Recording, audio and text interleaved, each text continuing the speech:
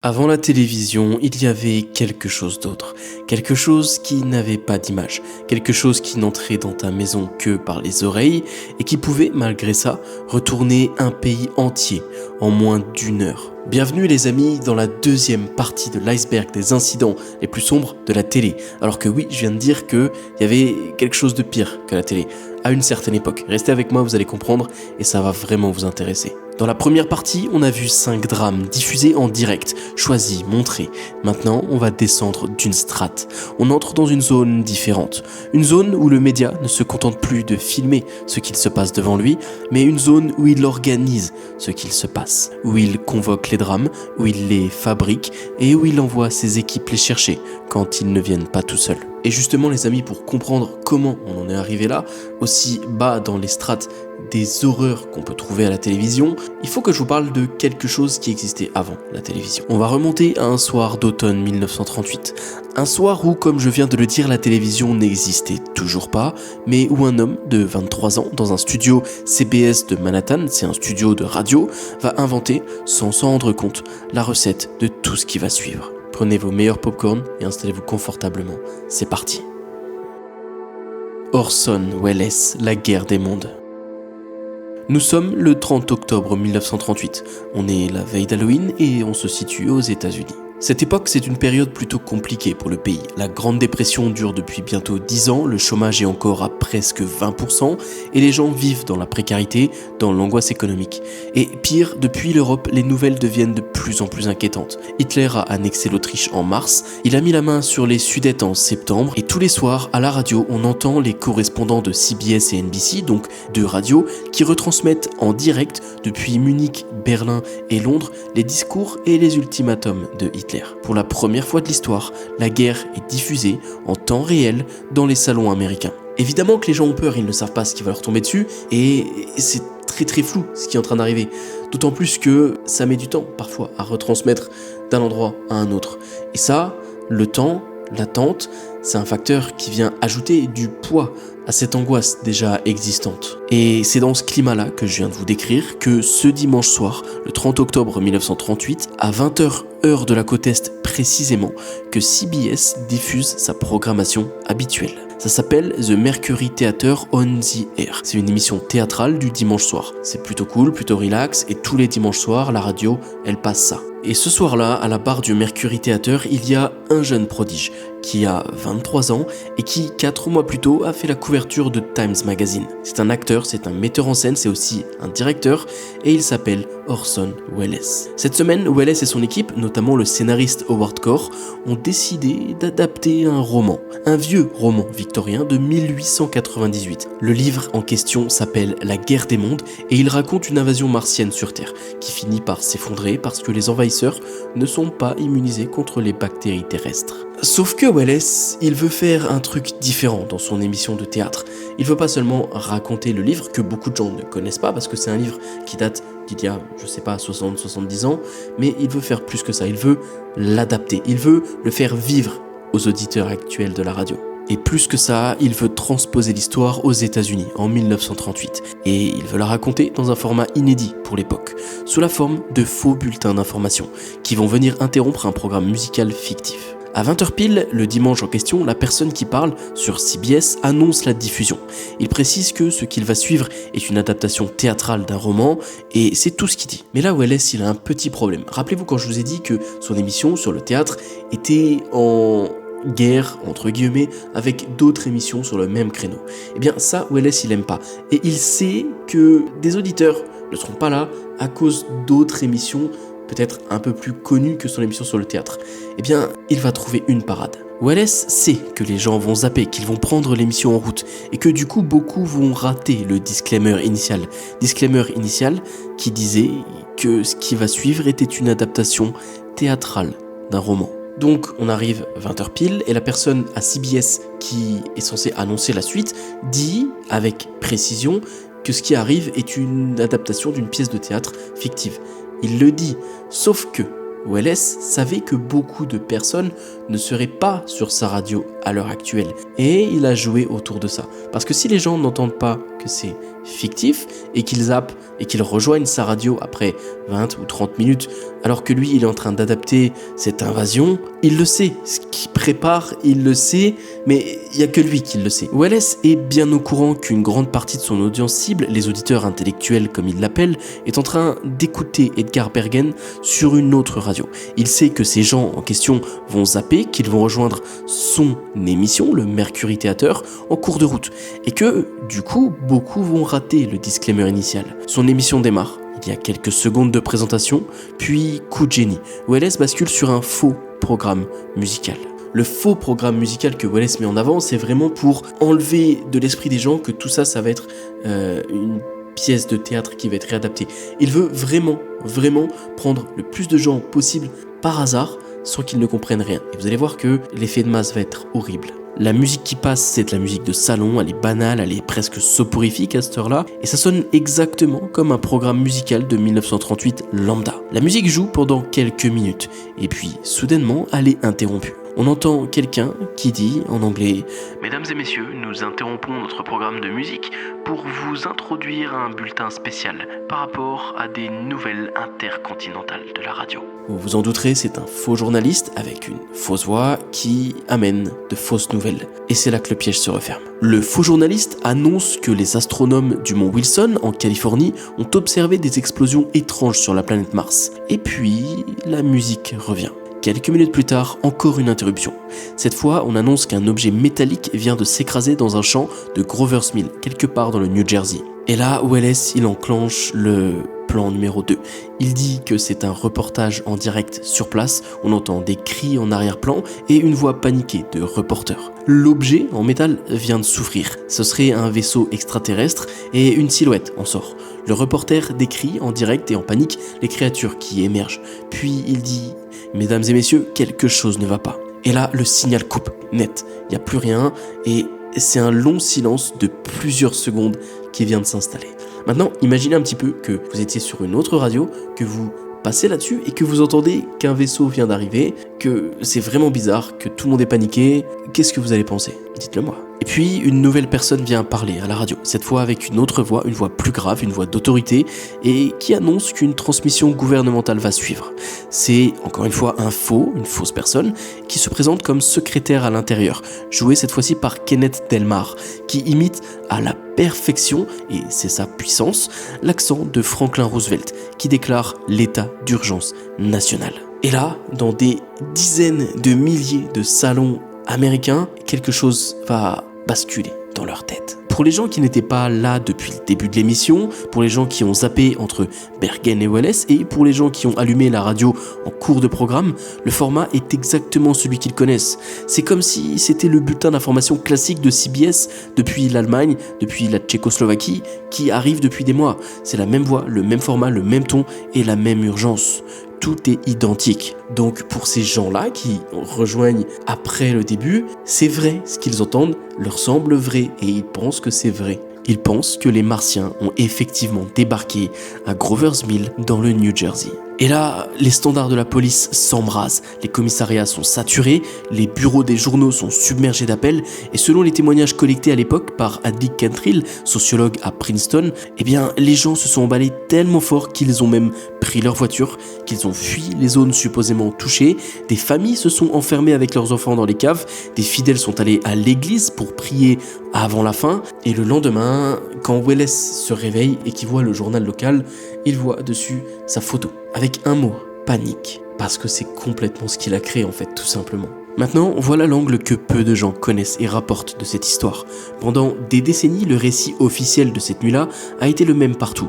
1 million d'Américains paniqués, des dizaines de milliers de gens qui fuient sur les routes, une hystérie nationale provoquée par la radio complète et intense, et ça, c'est la version reprise dans tous les manuels de communication, c'est l'origine du concept de pouvoir des médias de masse. Sauf qu'à partir des années 2000, des historiens ont commencé à creuser sur cette histoire, et en 2013, 2 chercheurs américains, Jefferson Poulet et Michael Sokoloff, publient dans le magazine Slate un article intitulé « The Myth of the War of the Words Panic ».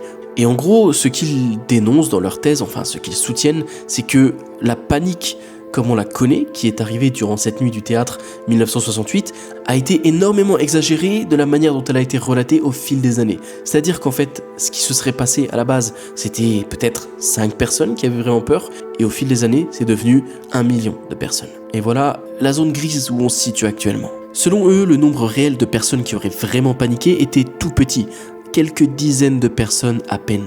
Le récit de l'hystérie nationale a été inventé, ou en tout cas amplifié à outrance, par la presse écrite américaine. Pourquoi ? Parce que dans les années 30, la radio était en train de bouffer les revenus publicitaires des journaux. Les journaux étaient en colère contre la radio, et l'épisode du 30 octobre 38 leur a donné une opportunité en or de discréditer les radios et le nouveau média. Et donc, en fait, c'est vraiment quelque chose que personne ne sait. En tout cas, quelle était vraiment l'ampleur ? À la base, ça part d'1 million. D'autres personnes disent que c'était une quinzaine de personnes. C'est vraiment le point d'ancrage se situe ici. Mais dans tous les cas, il y a vraiment eu quelque chose qui s'est passé cette nuit-là. Et à cause de la radio, il y a vraiment eu au moins des dizaines de personnes qui ont eu la peur de leur vie, qui ont pris leur voiture et qui se sont taillés de chez eux en pensant que des aliens étaient en train d'arriver à ce moment-là. Et peu importe l'ampleur exacte, ce qu'on retient, c'est que c'était un homme, un micro, une fiction présentée comme un fait, et la peur qui se propage à l'échelle d'un pays. Ça, c'était le mode opératoire, c'était la recette. La recette du broadcast traumatique venait d'être inventée ce soir-là par un gamin de 23 ans. Et la télévision, quelques années plus tard, n'aura plus qu'à venir ajouter l'image sur ces mots, et le même système va pouvoir être multiplié encore et encore. Voilà, un homme, un micro, une fausse émission, et une panique générale qui a été causée au minimum à des dizaines de personnes et au maximum à des centaines de milliers de personnes. Tout ça grâce à une fausse invasion extraterrestre. Grâce à la radio. D'ailleurs, c'est marrant parce qu'il y a quelques semaines, j'ai reçu ce magnifique ouvrage dans ma boîte aux lettres qui s'appelle The Book, qui est le petit bébé des créateurs qui s'appelle Hungry Minds. Et vous allez voir, c'est incroyable. Et le concept m'a immédiatement parlé. J'ai une question pour vous. Si la civilisation moderne s'effondrait demain, plus rien, on repart de zéro, qu'est-ce qu'il faudrait sauver pour la rebâtir ? Quelles inventions mériteraient d'être transmises ? Eh bien, c'est de ça que The Book parle. 400 pages, 23 chapitres, des centaines de sujets choisis par une cinquantaine de spécialistes. C'est beau, c'est massif, c'est illustré à la main, et c'est d'ailleurs illustré dans un style médiéval qui colle plutôt bien à mon thème. Regardez-moi cette beauté. Et la première chose que j'ai cherché quand j'ai ouvert ce livre, The Book, c'est si la radio y figurait. Et évidemment qu'elle y figure, parce que si demain notre civilisation venait à disparaître, on en aurait besoin. La radio, c'est vraiment un indispensable, c'est une des fondations qu'il faut sauver absolument si notre civilisation venait à disparaître. Dans son ensemble, le livre est très complet, je trouve ça très juste. Et il y a aussi une quête cachée à l'intérieur du livre, un puzzle que personne n'a publiquement résolu pour l'instant. Je vous laisse chercher. Le lien, comme toujours, est en description, et avec le code PEUR10, vous aurez 10% de réduction sur votre The Book. Maintenant les amis, retour à nos horreurs télévisées, on laisse tomber la radio, et croyez-moi, vous ne risquez pas d'oublier cette vidéo. Le stade Phil Sports. On avance 68 ans après la nuit de Welles, à l'autre bout du monde, aux Philippines, dans la banlieue de Manille, le 4 février 2006, à 3h du matin. Devant le Phil Sports Stadium, dans la rue, par terre, sur les trottoirs, il y a 30 000 personnes. Elles attendent depuis 3 jours. Certaines, la plupart d'entre elles d'ailleurs, ont dormi sur place, et d'autres n'ont pas dormi du tout. Ce sont des familles, des mères, des grands-mères, des petits commerçants, des chômeurs, et des gens qui n'ont presque rien pour la plupart d'entre eux. Elles attendent toute la même chose, le premier anniversaire de la plus grosse émission de mi-journée du pays. C'est comme un jeu qui va distribuer ce jour-là 1 million de pesos en cash. Et tous ces gens, alors j'aime pas du tout stigmatiser, mais ils étaient qualifiés de pauvres, n'attendent qu'une chose, leur place pour pouvoir participer à ce jeu et tenter de remporter ce million de pesos. Le problème, c'est que le stade peut accueillir 9000 personnes. Et je vous ai parlé de 30 000 personnes. À 6h du matin, une productrice de l'émission monte sur un truc et fait une annonce. Une seule annonce. Mais cette annonce va ôter la vie à 73 personnes en quelques minutes. L'émission s'appelle Wowowi. C'est une variété de mi-journée diffusée sur ABS-CBN, qui est la plus grosse chaîne privée des Philippines. L'émission est animée par le très célèbre Willie Reviam. C'est un présentateur charismatique, aussi populaire que controversé. Diffusé 6 jours sur 7, audience massive, la plus regardée du créneau, et le concept est assez simple. Des Philippins ordinaires, souvent très pauvres, tentent leur chance dans des jeux pour gagner du cash, des appareils électroménagers et parfois des voitures, voire des maisons. L'émission a cette stratégie vraiment ancrée dans son origine. Vraiment, le but dans l'opinion populaire, c'est que des gens pauvres ou peu fortunés vont à cette émission pour tenter de gagner, par exemple, des frigos, tenter de gagner des machines à laver, du cash, des voitures ou des maisons. Et évidemment que quand on n'a pas beaucoup de choses, matérialistes ou pas forcément, on a envie d'en posséder un petit peu plus. Et évidemment que l'émission savait très bien ce qu'elle faisait ce jour-là. L'émission a une stratégie complètement assumée. Willy Reviam le dira lui-même après le drame. Nous faisions exprès d'aller dans les régions où les gens sont durs à la tâche, là où les pauvres sont vraiment pauvres. 40% des Philippins à l'époque vivent avec moins de 100 pesos par jour, c'est-à-dire moins de 2 euros. Le premier prix de Vovowi, c'est 1 million de pesos, 18 000 euros. Ça change pas une vie, ça peut changer plusieurs vies, autant d'argent. Et ça, ils le savent, et ça, ils jouent dessus. Comme je vous l'ai dit, le 4 février 2006, c'était le premier anniversaire de l'émission. Et pour l'occasion, la chaîne décide de faire un événement gigantesque. Pas dans leur studio habituel, où on fait rentrer 5000 personnes, mais au Phil Sport Stadium, anciennement Ultra Stadium, dans la banlieue de Manille. Un stade de basket de 9000 places. Et les prix, comme vous avez pu le voir, sont exceptionnels. Et donc les gens viennent de partout, de Manille, de province, et beaucoup ont fait des heures de route. Au matin, il y a presque 35 000 personnes amassées devant l'entrée du stade. À 4h du matin, les gardes annoncent que les portes ouvriront environ à 6h. Et à 6h, Mel Feliciano, productrice associée de Vovowi, monte devant tout le monde et fait l'annonce. Seules les 300 premières personnes en file recevront un ticket pour participer au segment Pera o Bayong. Pera o Bayong, ça veut dire l'argent ou le sac. C'est le segment phare de l'émission, celui qui distribue entre 10 000 et 50 000 pesos par tirage. Oui, j'ai bien dit 300 places pour 30 000 personnes. Vous commencez à voir ce qui va arriver. La tragédie qui va être filmée en direct, elle arrive. À 6h05, soit 5 minutes après l'ouverture des portes, c'est la ruée. La foule se précipite vers la rampe d'entrée. Une seule rampe, étroite, en pente, fermée par une grille en acier. Les premiers se font écraser contre la grille. Les suivants tombent par-dessus eux et les derniers continuent de pousser sans savoir ce qu'il se passe devant. Une rumeur circule. Et soudain, quelqu'un crie « Bomba », qui veut dire bombe, évidemment. Et là, la panique double. Les portes en acier cèdent, les gens passent, mais en piétinant tous ceux qui sont au sol. 73 décès. Juste à cause de ces 5 minutes d'affolement, de piétinement, à cause d'un jeu stupide. La majorité des décès sont des femmes âgées écrasées contre la grille.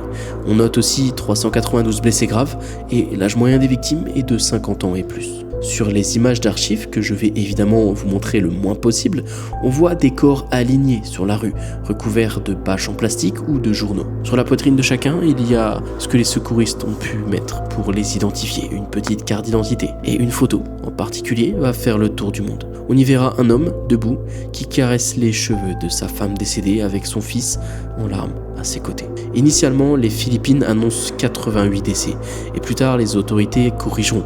Il y avait des doubles comptages, c'est donc 73. Seulement 73. Seulement. Et ils ont vraiment marqué seulement. Et donc, Café ABS-CBN, eh bien officiellement l'émission a été temporairement suspendue. Le PDG a promis une aide aux familles, a créé une fondation pour les survivants, et c'est à peu près tout. Et quand je vous dis est temporairement suspendu, vous pensez quoi? 2 ans? 5 ans? 10 ans peut-être sans la faire cette émission Vovowi? 1 mois et demi. Elle a repris 1 mois et demi avec les mêmes conditions, les mêmes jeux d'argent et les mêmes foules qui se bousculaient pour y participer. Évidemment, il y aura une enquête qui va être ouverte contre la chaîne et la Cour suprême va confirmer que les cadres peuvent être poursuivis. Mais le présentateur, lui, est exempt. Personne parmi les responsables ne sera jamais condamné.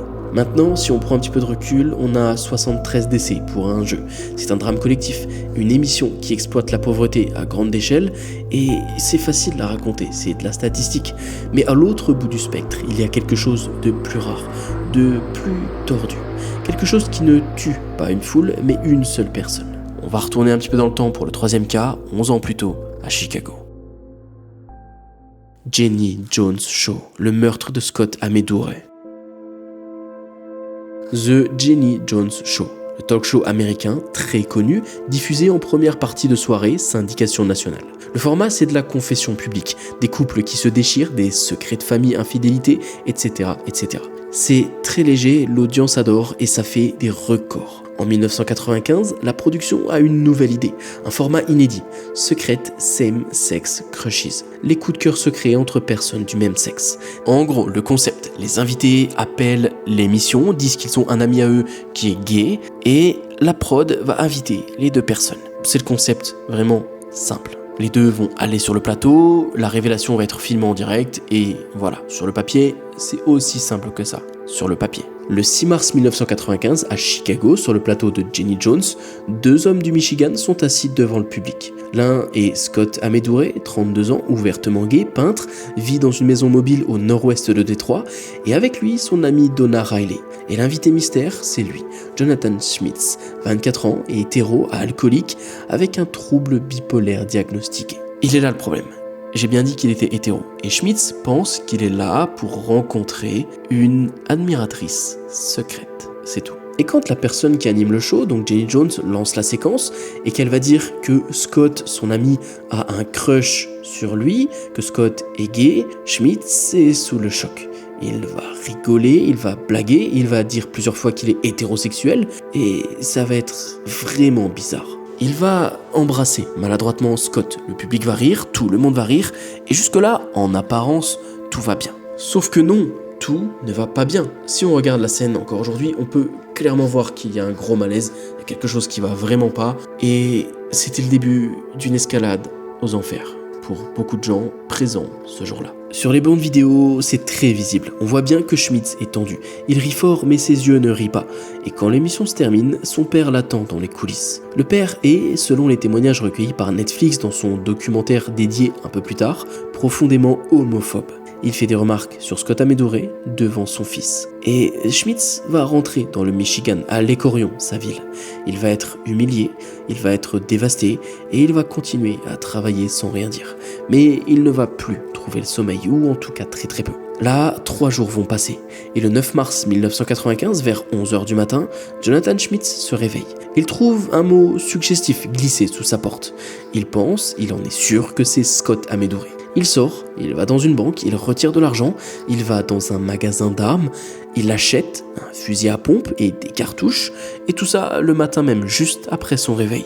Là, ce qu'il va faire, c'est qu'il va rouler jusqu'à la maison mobile de Scott. Je vous ai dit qu'il habitait dans une espèce de mobil-home, évidemment que sa position est connue, et là, il va rouler jusqu'à chez lui. Scott va ouvrir, Schmitz va lui demander si c'était lui qui avait glissé le mot sous sa porte, armé de son fusil à pompe, et le drame va arriver. Quand Schmitz lui demande calmement si c'est lui qui avait laissé le mot, Scott confirme.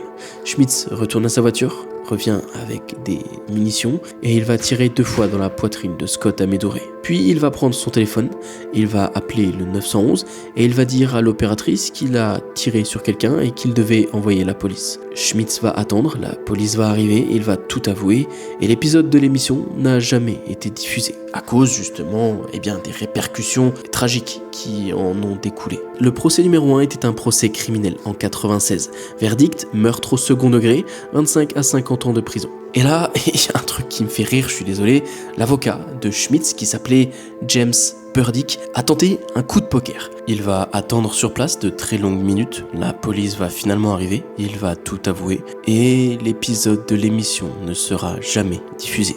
La production l'a immédiatement mis sous clé. Sauf que c'est pas tout à fait vrai parce qu'il sera diffusé bien des mois plus tard dans un épisode de Court TV qui est en gros une chaîne télé où dedans on voit des scènes avec des jugements etc où le passage en question de l'émission a été diffusé seulement dans ce cadre-là. Et justement, parlons-en du procès de Scott Ameduray parce que son avocat, alors il y a eu 2 procès. Sur le premier, son avocat il a mis en avant une défense qui est, je suis désolé, complètement ironique. Il a appelé ça la gay panic défense. En gros, l'avocat a protégé, essayé en tout cas de défendre son client, donc Ameduray, qui venait de descendre une personne de sang-froid en disant qu'il a paniqué parce qu'il s'est fait appeler gay. Enfin, c'était la défense qu'il essayait de mettre en place.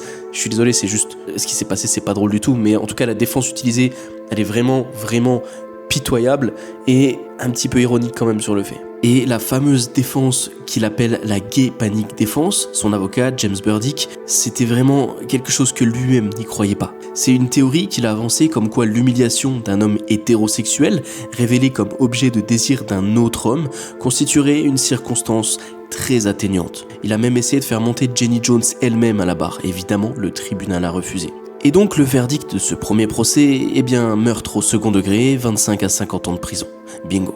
Il y a eu un second procès qui a été annulé en 98 à cause d'un vice de procédure technique et qui a été remis en 1999. Le même verdict, meurtre au second degré, 25 à 50 ans de prison. Non, il n'y a pas eu de troisième procès. Ok, il y a eu un troisième procès. Procès numéro 3, procès civil. La famille Amédoré, représentée par l'avocat cette fois Geoffrey Fieger, attaque Warner Bros et la production du Jenny Jones Show. Carrément. Leur argument, les producteurs ont délibérément mis Schmitz dans une situation explosive, sans l'avertir, sans vérifier son passé psychiatrique. En gros, la famille d'Amédoré, pour le défendre, disent que le Jenny Jones Show, donc le show où il est allé il y a des années en arrière, l'ont entre guillemets piégé et n'ont pas regardé son passé psychiatrique et que donc c'est complètement de leur faute si il est allé ôter la vie d'une autre personne. La famille d'Amédoré disent que les membres du Jenny Jones Show ont créé les conditions du meurtre pour faire de l'audimat. Mais 1999, le jury de l'Oakland County donne raison à la famille. Et la Warner Bros. Doit payer 25 millions de dommages et intérêts à Scott Amédoré.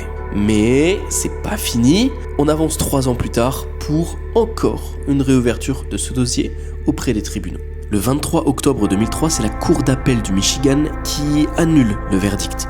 Les arguments, c'est que les producteurs n'avaient pas le devoir légal de prévoir un acte de violence aussi grave. La famille Amédoré ne touchera jamais l'argent. Et de manière plus globale, sur tous ces talk shows, il y a eu une espèce de répercussion après l'affaire Amédoré et énormément d'audimat, même ceux qui n'avaient rien à voir avec le Jenny Show, ont vraiment baissé.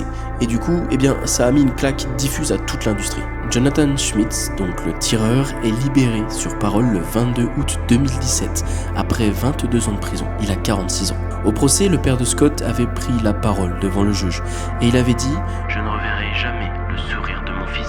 Si on extrapole un petit peu, on peut dire qu'une émission de talk show a pris la vie d'un homme, ce qui est techniquement assez correct, mais c'est bien plus profond que ça ce qui s'est passé. Et d'ailleurs, le public a bien rigolé lors de cette émission, et l'industrie a mis 8 ans à le payer. Mais Jenny Jones, au moins, n'avait fait qu'inviter un type un peu fragile et le filmer en train d'être humilié. La télé était passive, elle avait créé les conditions du drame, mais elle n'avait pas mis les pieds dans la vraie vie de la personne.